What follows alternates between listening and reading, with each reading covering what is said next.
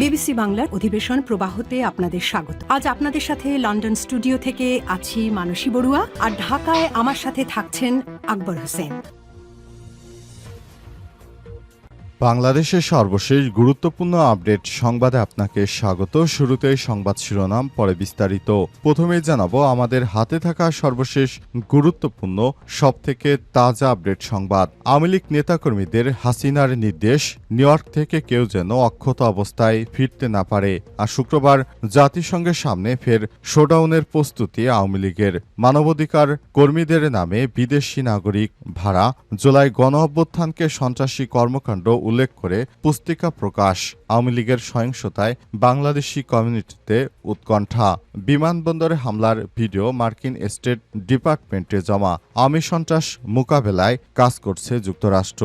যুক্তরাষ্ট্রে সফররত প্রধান উপদেষ্টা অধ্যাপক ডক্টর মোহাম্মদ ইউনূস ও তার সফরসঙ্গীদের সরাসরি আক্রমণের নির্দেশ দিয়েছে বাংলাদেশ থেকে পালিয়ে যাওয়া ভারতে আশ্রয় নেওয়া শেখ হাসিনা। এরপর জানাবো এবার নিউ ইয়র্কে আক্তার হোসেনের হোটেলে হামলার চেষ্টা। যুক্তরাষ্ট্রের নিউ ইয়র্কে জেএফকে বিমানবন্দরের পর এবার তার হোটেলে জাতীয় নাগরিক পার্টি এনসিপির সদস্য সচিব আক্তার হোসেনের উপর হামলার চেষ্টা করেছে আওয়ামী সন্ত্রাসীরা।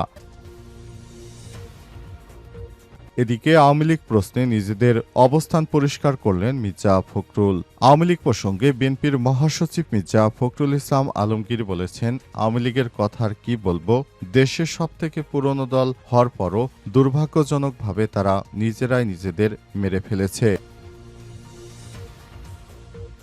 এবারে জানাবো হাসিনার দুঃশাসনে বিধ্বস্ত জনপদ মুন্সিগঞ্জ। 12,000 নেতাকর্মীর বিরুদ্ধে মামলা এবং হয়রানি।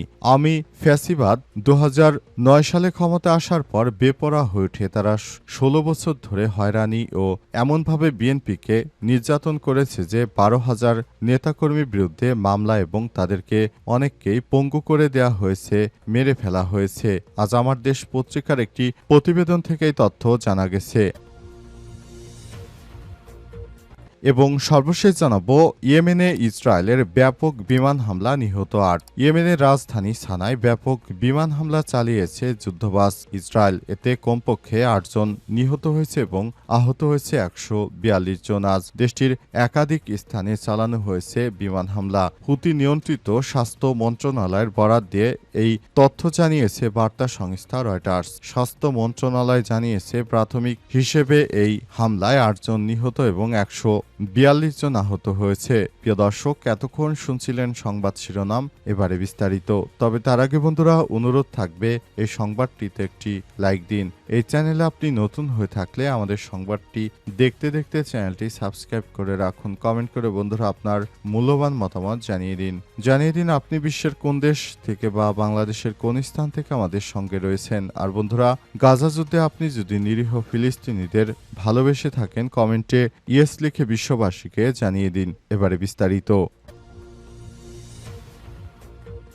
আওয়ামী লীগ নেতাকর্মীদের হাসিনার নির্দেশ, নিউ ইয়র্ক থেকে কেউ যেন অক্ষত ফিরে আসতে না পারে।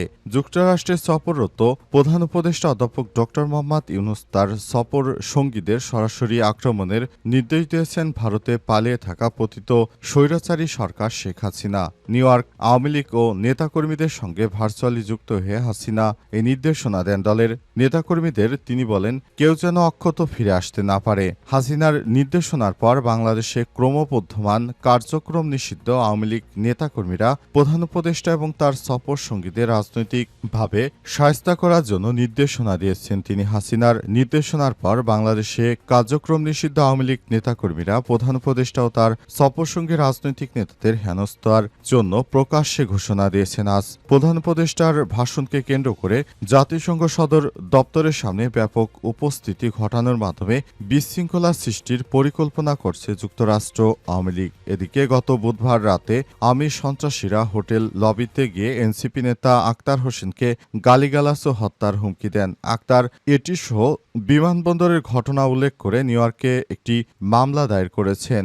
এখনও পালিয়ে থাকা স্বৈরাচারী সরকারের লোকজনেরা যুক্তরাষ্ট্রে অন্তর্বর্তীকালীন সরকারের প্রধান উপদেষ্টার উপর হামলা করতে চায়।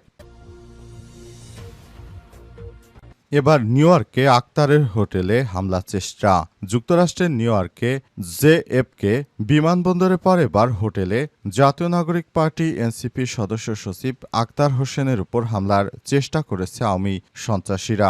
আক্তার হোসেনকে তারা হত্যা করতে চায়, এজন্য আক্তার হোসেনের উপর বিমানবন্দরে আওয়ামী লীগ হামলা করেছে। এবার তিনি যে হোটেলে থাকেন সেখানেও তারা হামলা করার চেষ্টা করেছে। অবস্থায় কোনোভাবে আক্তার হোসেনকে বাঁচানোর চেষ্টা করেছে এনসিপির নেতৃত্ববৃন্দরা। এরপর তারা ওই এলাকার একটি থানায় গিয়ে আওয়ামী লীগের 2 জনের নাম উল্লেখ সহ অজ্ঞাতনামা আরও 15 থেকে 20 জনকে আসামি করে একটি মামলা দায়ের করা হয়েছে। যুক্তরাষ্ট্রে আক্তারের উপর এই ধরনের হামলার ঘটনা কোনোভাবেই গ্রহণযোগ্য নয়। ইতিমধ্যে বাংলাদেশের বিভিন্ন জায়গায় পালিয়ে যাওয়া শেখ হাসিনা সরকারের প্রতিকৃতিতে ছাত্র জনতা ডিম নিক্ষেপ করেছে।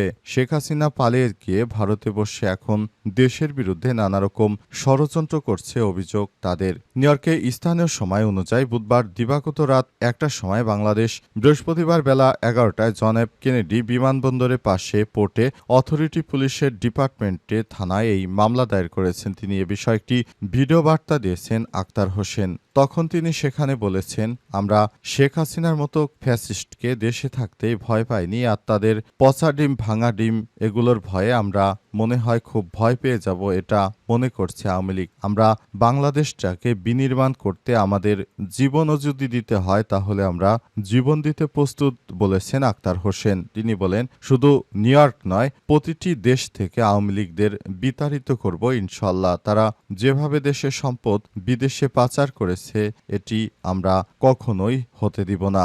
আমরা বাংলাদেশের মানুষকে নিয়ে দুর্বার আন্দোলন গড়ে তুলব এই পালিয়ে যাওয়া স্বৈরাচারী সরকারের বিরুদ্ধে।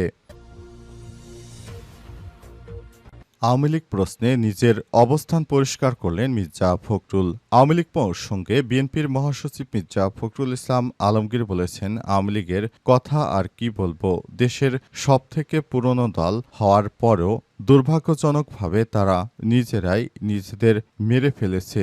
তারা সমস্ত চরিত্রকে বিলীন করে দিয়েছে, একটা ফ্যাসিস্ট দলে পরিণত করেছে। ফলে তাদের প্রতি সাধারণ মানুষের ভালোবাসা নেই, আস্থাও নেই। বৃহস্পতিবার যুক্তরাষ্ট্রের নিউ ইয়র্কে সাংবাদিক খালেদ মুহিউদ্দিনকে দেয়া এক সাক্ষাৎকারে তিনি এসব কথা বলেন। তিনি বলেন, আওয়ামী লীগের যারা গণহত্যার সঙ্গে জড়িত, যারা ইনস্টিটিউশন নষ্ট করায় জড়িত, তাদের সবারই বিচার হওয়া উচিত, পাশাপাশি দণ্ড দেওয়া উচিত। আওয়ামী লীগ নেতাদের দণ্ডের বিষয়ে মির্জা ফখরুল বলেছেন, আমি খুবই পরিষ্কার করে বলি, এ ব্যাপারে অনেক কথা বলতে হয়েছে, শুনতে হয়েছে। এটা নিয়ে বাংলাদেশে অনেক কথাবার্তা চলছে। আমি ব্যক্তিগতভাবে আগেও বলেছি, আমাদের চেয়ারম্যান এবং অ্যাক্টিং চেয়ারম্যান সাহেবও বলেছেন, আমরা কোনো রাজনৈতিক দলকে নিষিদ্ধ করার পক্ষে নই, কিন্তু যদি সেই রাজনৈতিক দল কোনো গণহত্যার সঙ্গে জড়িত হয়, দেশের গণতান্ত্রিক প্রতিষ্ঠানগুলোকে ভেঙে দেওয়ার জন্য দায়ী হয়, তাহলে নিশ্চয়ই তাদের শাস্তি পেতে হবে। সম্প্রতি কাতার ভিত্তিক সংবাদ মাধ্যম এই সময় পত্রিকা মির্জা ফখরুলের সাক্ষাৎকারটি নিয়ে একটি প্রতিবেদন প্রকাশ করেছেন, যেখানে আওয়ামী লীগ ও জাতীয় পার্টিকে নির্বাচনে রাখার পক্ষে মত দেন তিনি। বিষয়টি নিয়ে দেশে তোলপাড় সৃষ্টি হলে সাক্ষাৎকার দেননি বলে জানিয়েছেন মির্জা ফখরুল। এছাড়াও বিএনপির পক্ষ থেকে একই ইস্যুতে একাধিকবার বিবৃতি দিতে হয়েছে, কিন্তু দলটির পক্ষ থেকে বলা হয় মির্জা ফখরুল কোনো বিদেশি গণমাধ্যমকে সাক্ষাৎকার দেননি। মহাসচিবের নামে প্রকাশিত সাক্ষাৎকারটি ডাহা, মিথ্যা ও মনগড়া বলে উল্লেখ করেছে বিএনপি, কিন্তু মির্জা ফখরুল এখনো কোনো মিডিয়া ফেস করেনি। এটা দুঃখের বিষয় এবং এটাই সত্য যে মির্জা ফখরুল আসলে মিথ্যা বলছেন। হাসিনার দুঃশাসনে বিধ্বস্ত জনজীবন, 12,000 নেতাকর্মীর বিরুদ্ধে মামলা, হয়রানি। ফ্যাসিবাদী আওয়ামী লীগ 2009 সালে ক্ষমতা আসার পর বেপরোয়া হয়ে ওঠে। 15.5 বছরে আওয়ামী দুঃশাসনে মুন্সিগঞ্জ জেলার দলের নেতাকর্মীদের নির্যাতনে অতীতের সব রেকর্ড ছাড়িয়ে যায়। এর সঙ্গে যুক্ত হয় ছাত্রলীগের ক্যাডাররা। এ সময় কর্মসূচি পালন করতে গিয়ে পুলিশ প্রশাসনের ছত্রছায়ায় সব হামলা হয়েছে। বিশেষ করে বিএনপির নেতৃত্ববৃন্দদের প্রকাশ্যে আওয়ামী লীগের নেতাকর্মীরা তখন ধরে নিয়ে যেত এবং তাদের তাদেরকে বিভিন্নভাবে হ্যারাসমেন্ট করত, এমন অভিযোগ করেছে বিএনপির অন্তত ১২০০ নেতাকর্মী। আজ আমার দেশ পত্রিকার একটি প্রতিবেদন থেকে জানা গেছে, আমার দেশ পত্রিকা অনুসন্ধান চালিয়ে সব তথ্য জানিয়েছে বিগত সময়ে বিএনপির নেতাকর্মীরা কতটা অসহায় এবং নির্যাতনের শিকার হয়েছেন সেই বিষয়টি তারা সামনে এনেছে।